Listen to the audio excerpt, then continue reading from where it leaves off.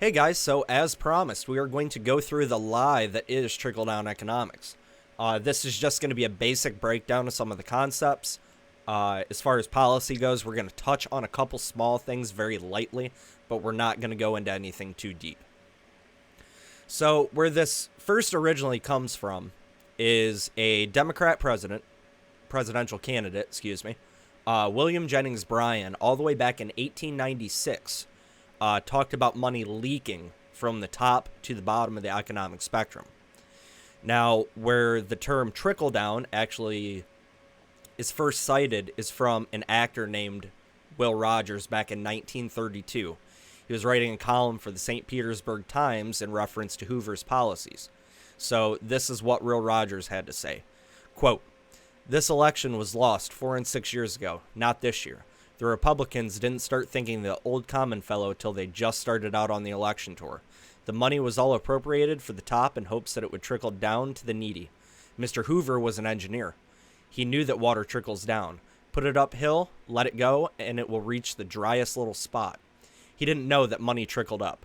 Give it to people at the bottom, and the people at the top will have it before night anyhow, but it will at least have passed through the poor fellow's hands. They saved the big banks, but let the little ones up the flue." So, like I said, that's the first recorded concept we have of this trickle-down idea. Now, where it really starts to pick up traction is in the 1980s. Political opponents in the media used this trickle-down idea to discredit Ronald Reagan and his policies. They were literally launched as political attacks. Now, the problem with this is that, as I've said, trickle-down is literal propaganda, and in a time where everything is painted as everything's positioned as class warfare, it's been extremely effective. The actual full concept of trickle-down has been around for 90 years now. Now, to build off that, the reason that I call it propaganda is because trickle-down doesn't actually exist in any economic or scientific way. It takes a very broad economic idea and it takes a single part out of it and it rebrands it as bad. It's completely a political term. Like I said, they pick this single part out of it, call it trickle down, and what they're actually referring to and trying to rebrand is called supply side economics. Now, what supply side economics is generally is the idea of cutting taxes for everyone from top to bottom of the economic spectrum. You are reducing regulation, and the hopes is that you're creating an overall freer market for people to operate within. If you think that I'm off on this, or if you're ever having a conversation with someone who doesn't believe this, ask them to source a single article, speech, presentation, etc.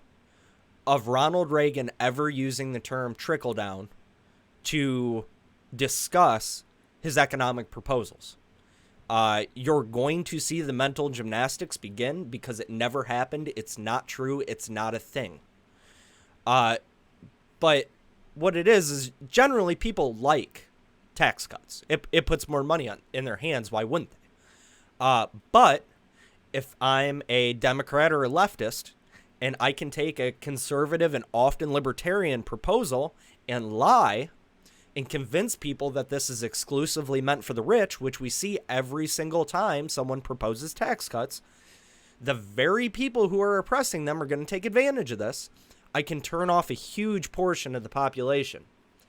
Dems can convince people conservatives are the party of the rich while accepting donations by the millions from Google and Amazon.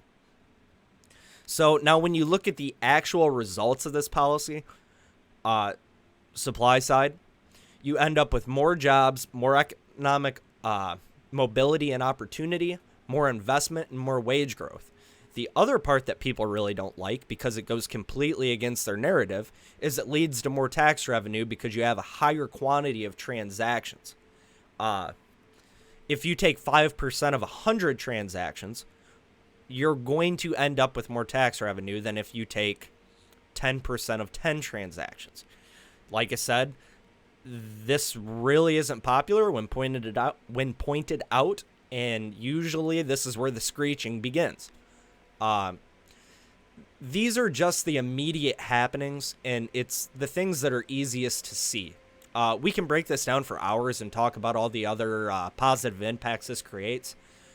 It's also easy to prove that this system is much more moral.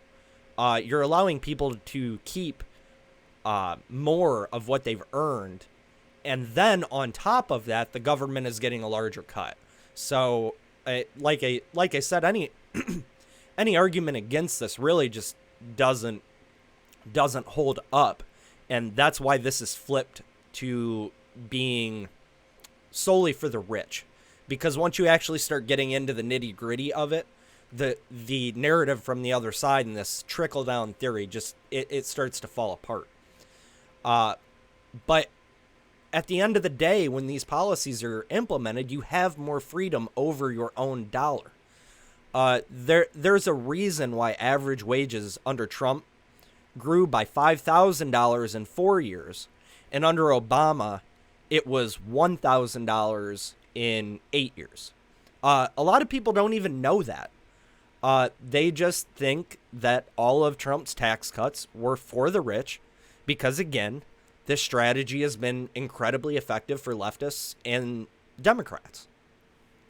So just to sum up, if you're ever reading an article and someone or talking with someone and they begin talking about the idea of trickle-down economics, laugh at them and turn it off. They're either ignorant or they're pumping propaganda into you, and there is just no reason for you to lose brain cells listening to the nonsense. Thanks, guys.